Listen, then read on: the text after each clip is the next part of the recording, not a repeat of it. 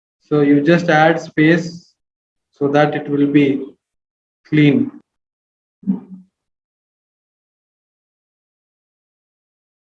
Five is odd. So if I change this number to 6, it should print 6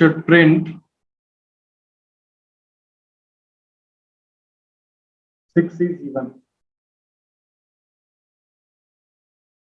Correct? Is this clear?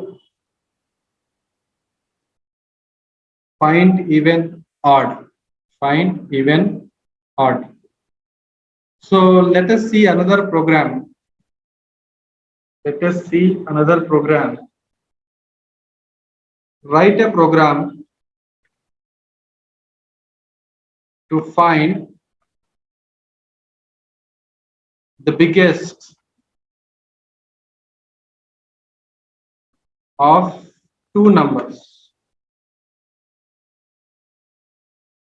Biggest of two numbers. So how do we write? We take an input. What is the input of this program? Input int I1 equal to, let's say, 4 and I2 equal to -5. Which one is bigger, I1 or I2? So output should be what? This is input and this is output. So the input is I1, I2. This is how we need to get the input, and output should be 4 is bigger.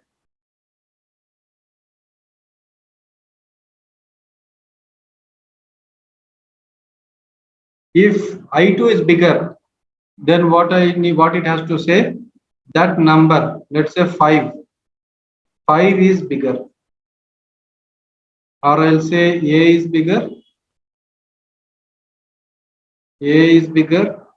and B is bigger here. So instead of I here, I'll take it as A, I'll take it as B here. A is bigger and I'll print A value. B is bigger and I print value as 5. So this is how I need to write. So as usual, write a hello world class first. Find big of 2. Big of 2. So inside this class, we will write public static void main string args open and close. Inside this,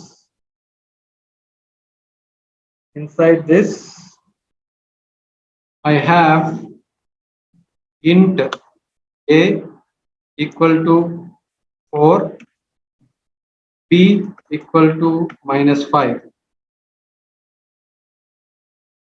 So if a is bigger, it has to print a is bigger,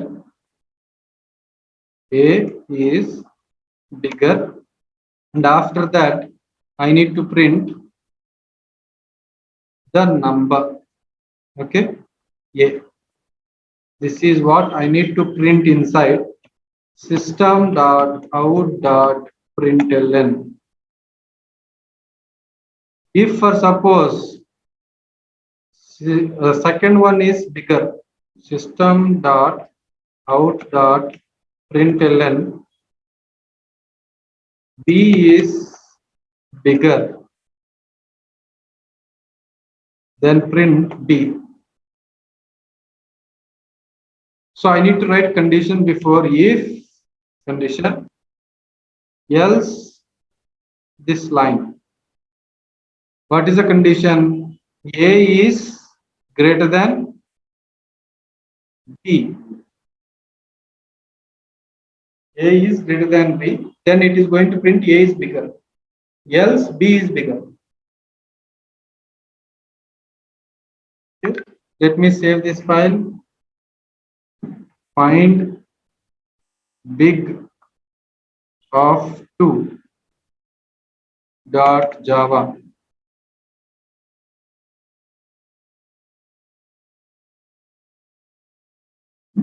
Oh, sorry. Java C. Find Java. Find A is bigger. Now let me write this one. Compile it and run it. Now B is bigger. Okay. So if A is not bigger, it can be equal also, right? It can also be equal. Now what do you do?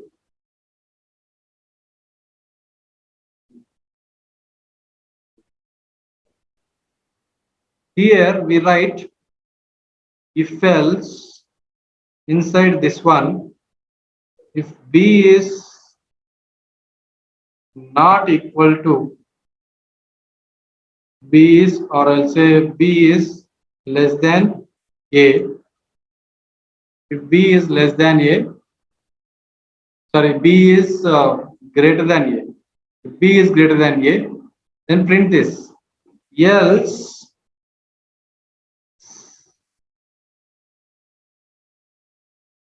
A and B are same. A and B are same. A and B are same. Then I'll print A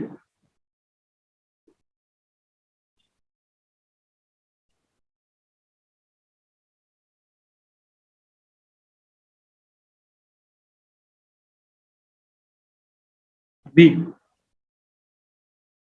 So let me compile this and check.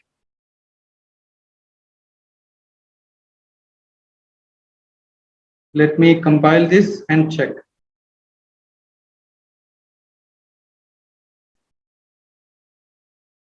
B is a bigger.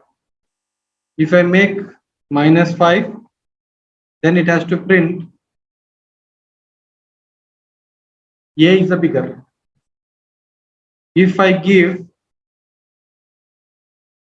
-5,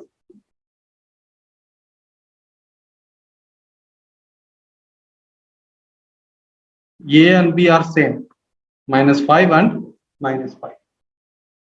Is this clear?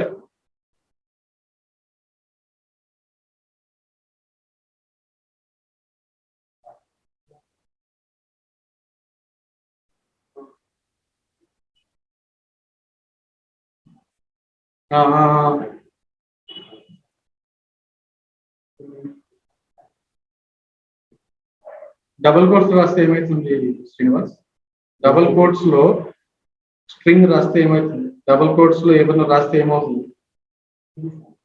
String అయినప్పుడు దాంట్లో నువ్వు ఏ character ఇచ్చినా వాటి print అవుతుంది. అది condition checking చేస్తుందా?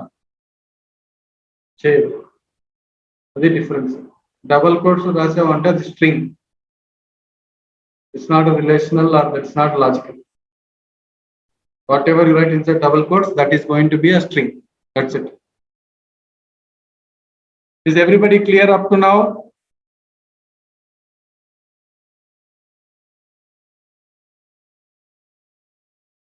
Hello?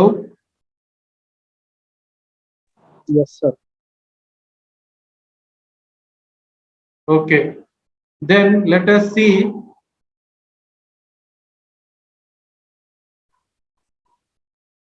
nested if else. Nested if else. So when we can see nested if else, we have already seen one example. We have already seen one example. Write a program to allow a citizen, if if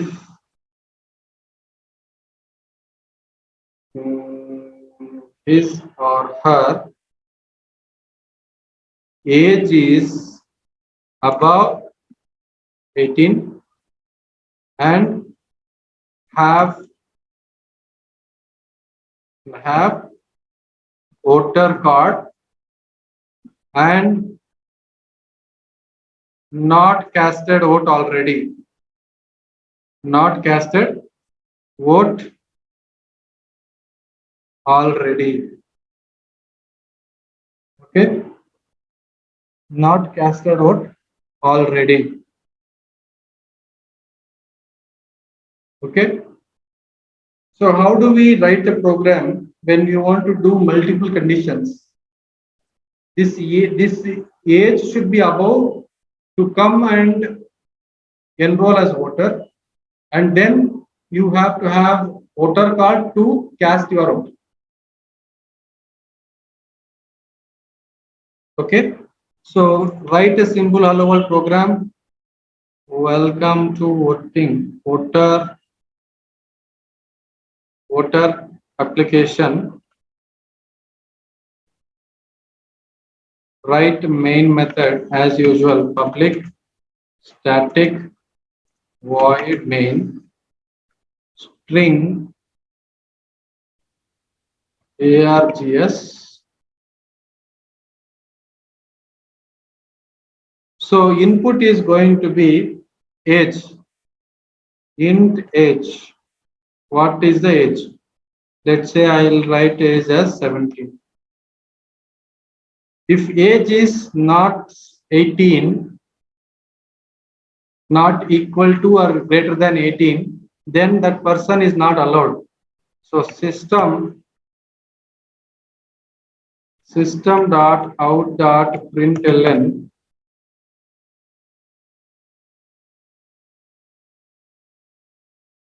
better luck next time.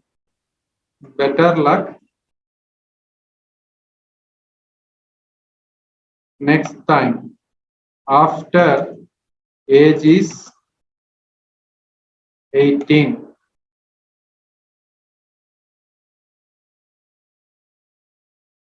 Okay. So if age is greater than 18 or equal to 18, then you vote. Then you are welcome. Else,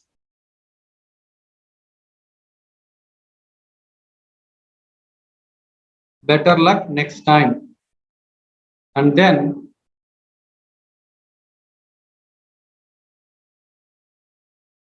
so welcome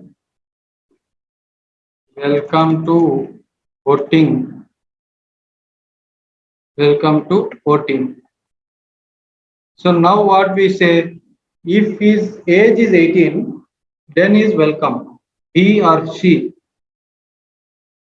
He or she. Then I'll write Boolean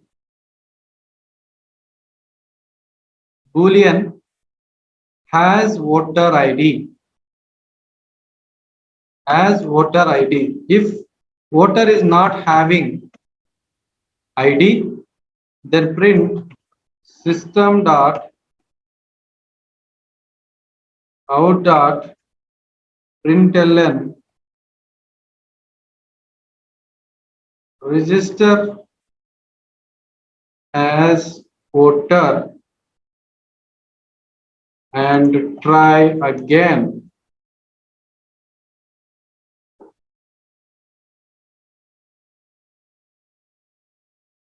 Okay, so when we have to do this, if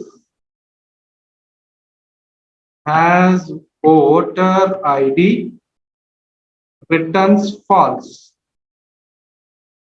else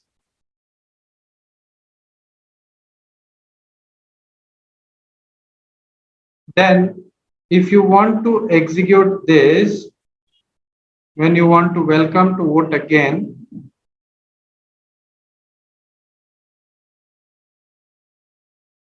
enter to cast vote. Enter to cast vote. So when you should cast your vote? When you have to cast your vote? If you have not already casted. So again, Boolean not vote, not casted vote, not casted vote, not casted vote. If not casted vote, or I'll say has casted vote, has casted vote. If it is false, then only you have to vote. If it is not false, then you are not allowed to vote.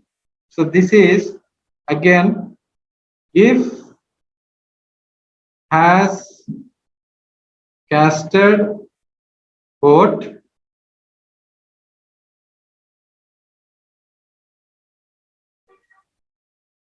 then sorry, your voter is already casted. Sorry, your vote is already casted. When? If he has already casted the vote. Else,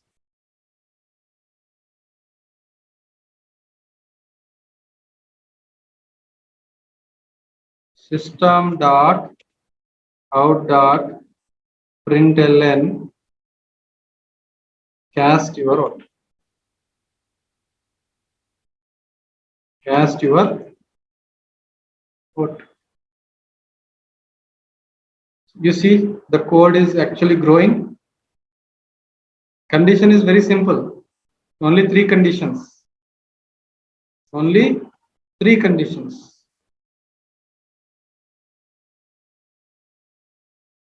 So now, if you should have true here and already casted no, and age should be above 18.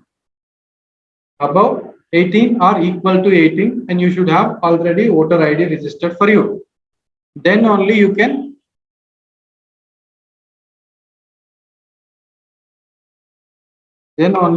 cast your vote. So let me run this CLS Java C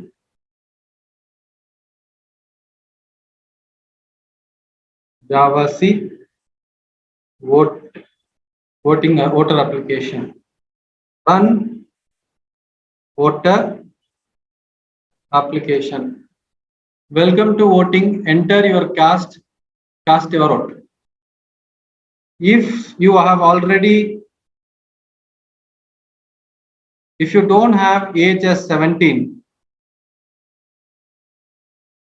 sir, if your age is less than 18, better luck next time after age is 18. Next time is missing. Let me write time also.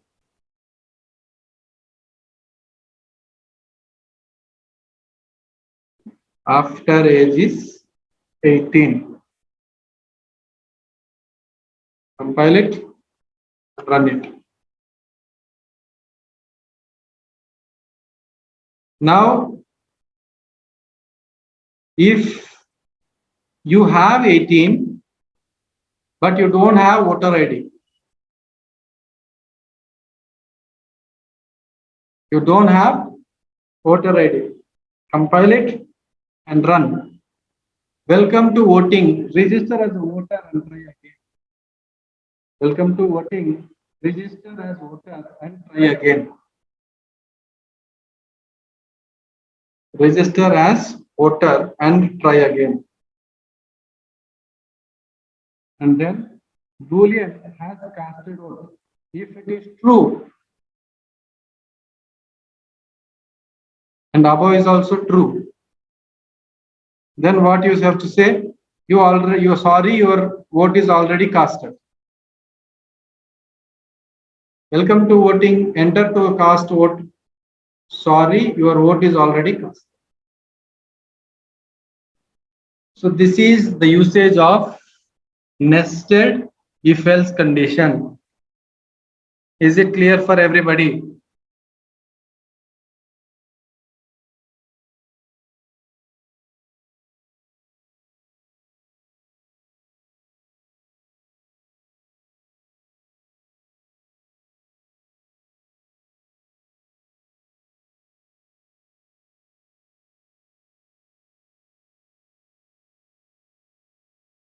So you can try this one,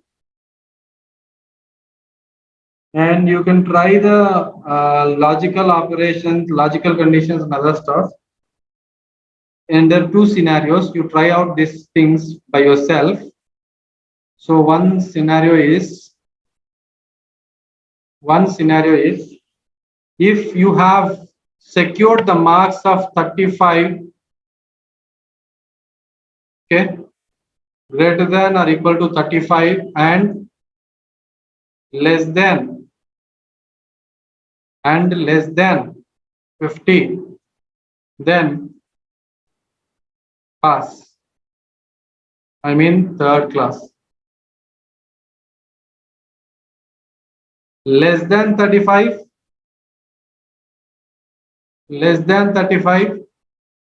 fail. Greater than or equal to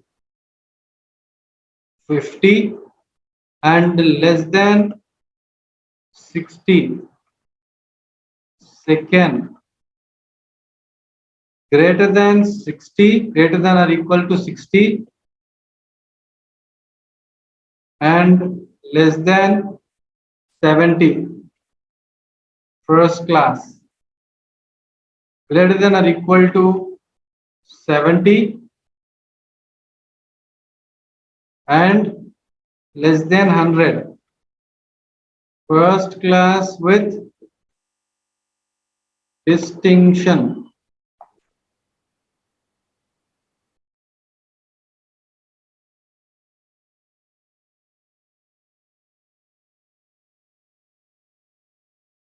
This is one case. Another one, bigger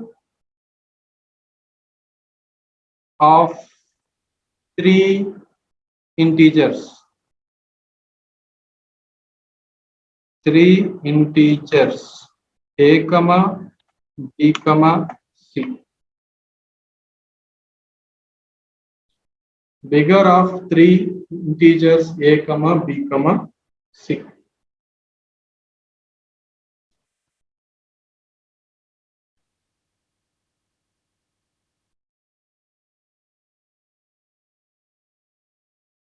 A, B, C.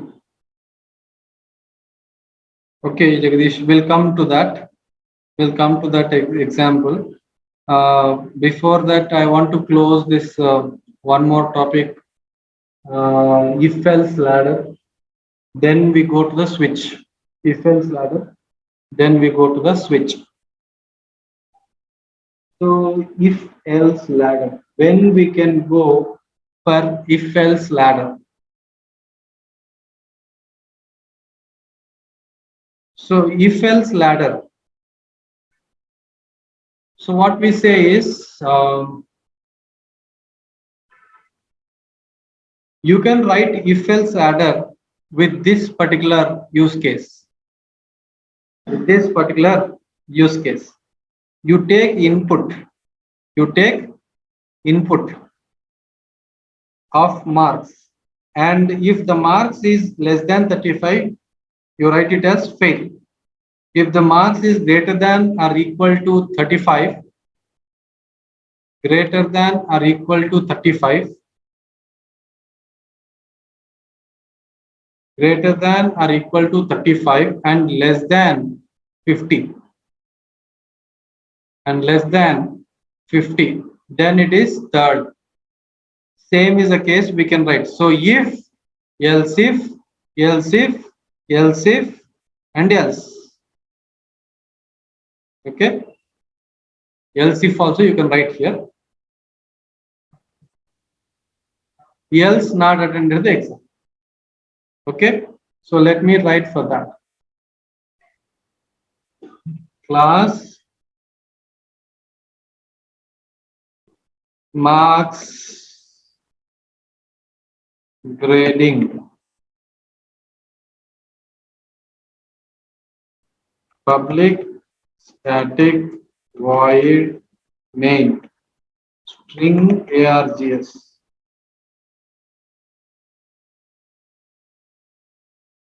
system.out.println.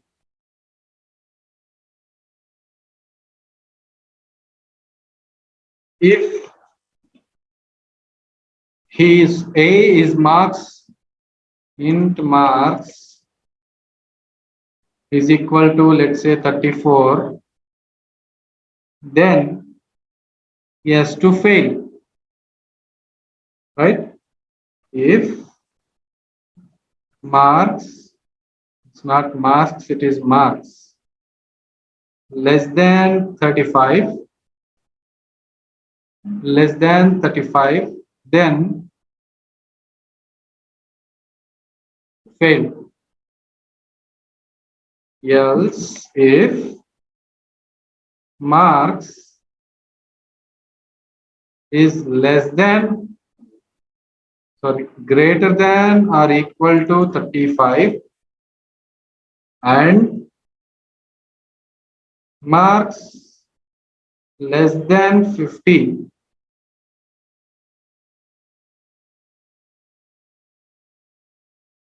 less than 50,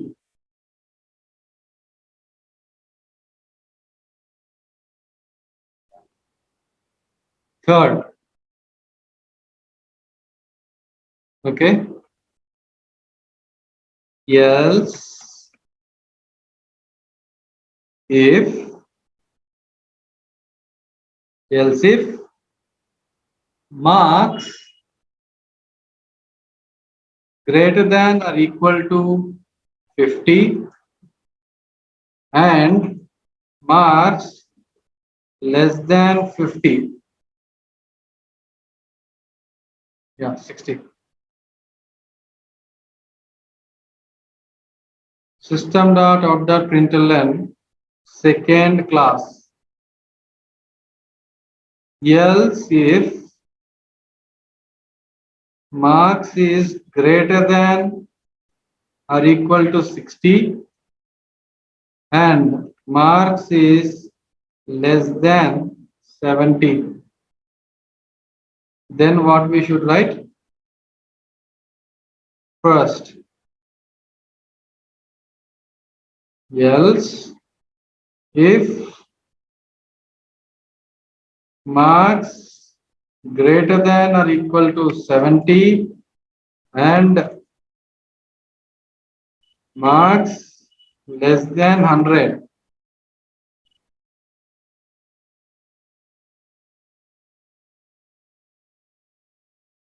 first with distinction, else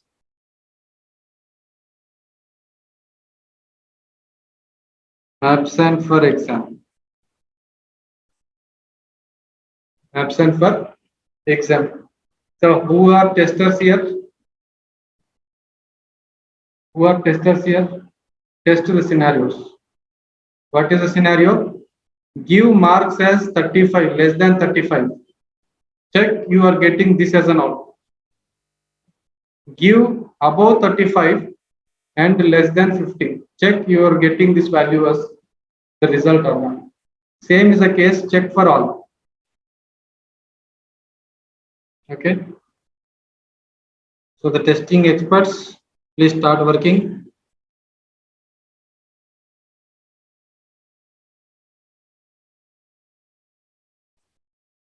This is called manual testing.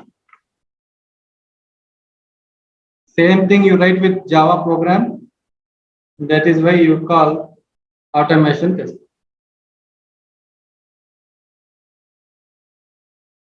Okay, right. Last but not least, our switch case. So in which scenarios we can use switch case? So write a program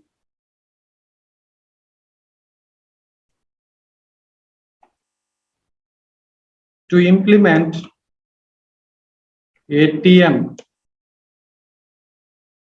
ATM, ATM choice. So if you give 0, okay, that's okay, fine. If you give choice as 0 or 1, if you give choice as 1, then withdraw, withdraw money. If you give choice as 2, deposit money. If you give choice as 3, if you give choice as 3, show balance. If you give 4, change pin. If you give 5, statement, whatever it is, 6, exit or logout. Logout. You want to write a program implementing ATM options, ATM choices. So now what you do, you need to write a program for this. So how do you write a program? Class hello world as it is, right? Bank ATM simulator. Bank ATM simulator. Inside this public static void main string args open and close, open and close. Int choice is equal to, if I give 1, it should display 1, right? So what I do is system dot out dot println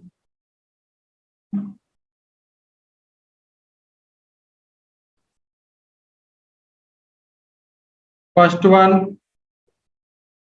withdraw, withdraw amount. Second one deposit amount. Third one show balance. Fourth one change pin. Fifth one mini statement.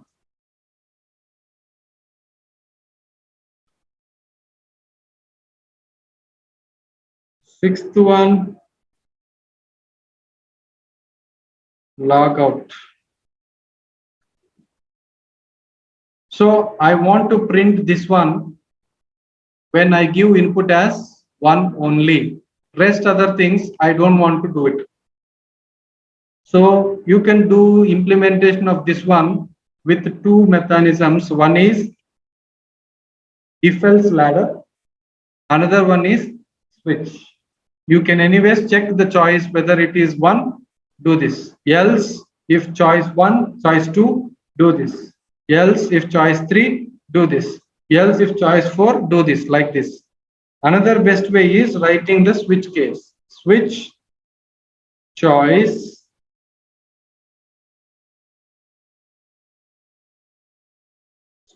switch choice. First one case 1,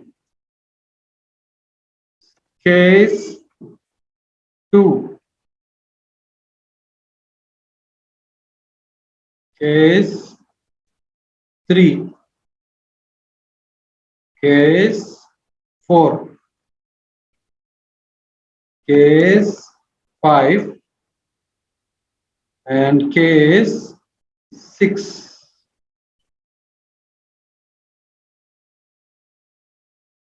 Last one, if none of them is matching,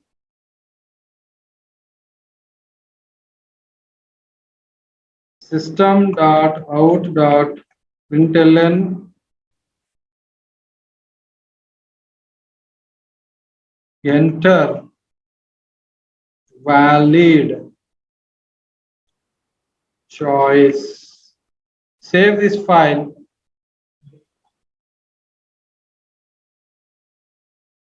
compile it, and run. Break. Yeah. I want to show you why we need to add break.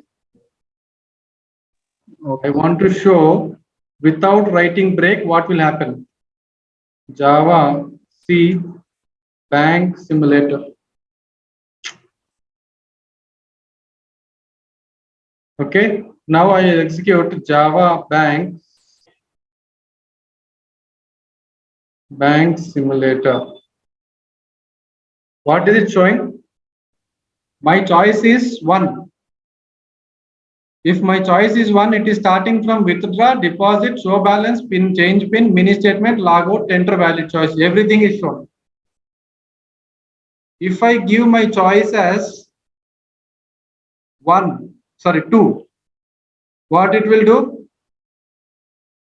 It will print from withdraw, from deposit. It will print from withdraw or deposit. Deposit.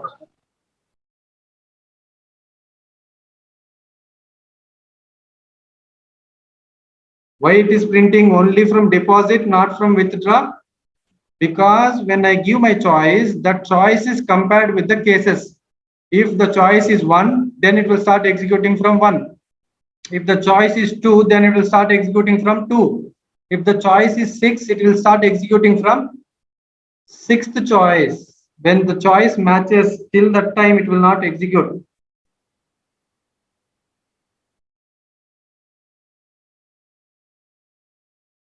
Have you understood the difference? So I will write choice as 1 and I will add break statements everywhere.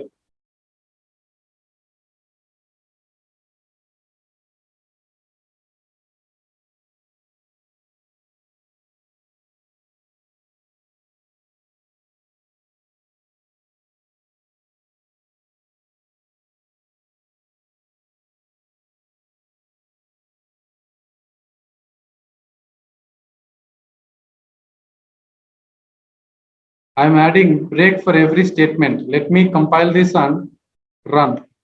It's executing only withdraw, not all.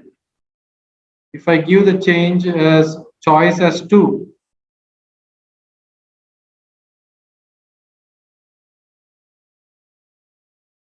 only deposit, not any other things. That's why we need to use break. That is why we need to use break.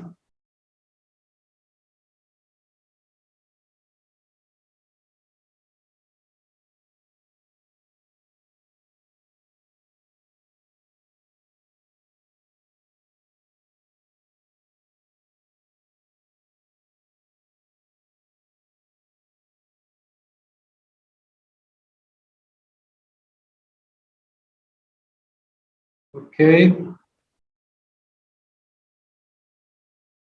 Are you clear on the flow controls today?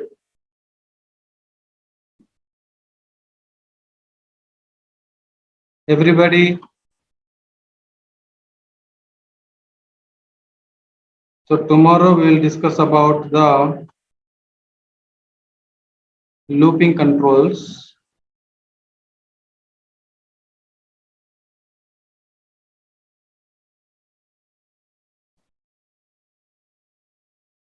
So now when default will get executed, you give any other value apart from the choices,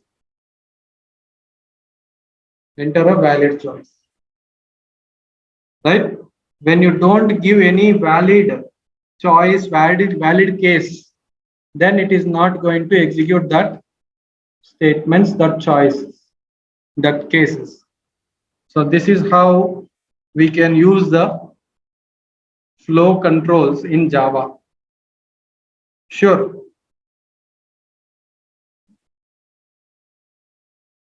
Yes, you can.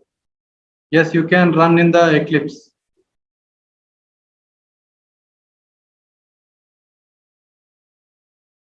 Okay. Any doubts you have so far? If not, please respond as is all clear in the chat.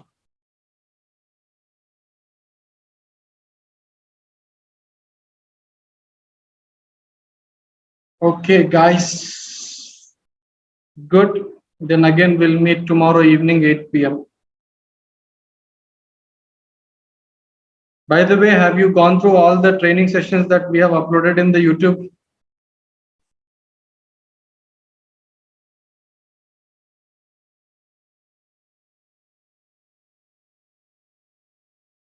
Have you gone through the sessions, video sessions in the YouTube already? If not, please go through. Secondly, like each video. Thirdly, add a comment if you like it. If you want to explain something, or if you want me to explain in detail or something else, any other suggestions you have, please put that in the comments, in the YouTube comments. And I've shared today morning in the group about the playlist. Okay, guys. Thank you. Have a good night. And we'll see you tomorrow evening, 8 p.m. Bye bye. Thank you, sir.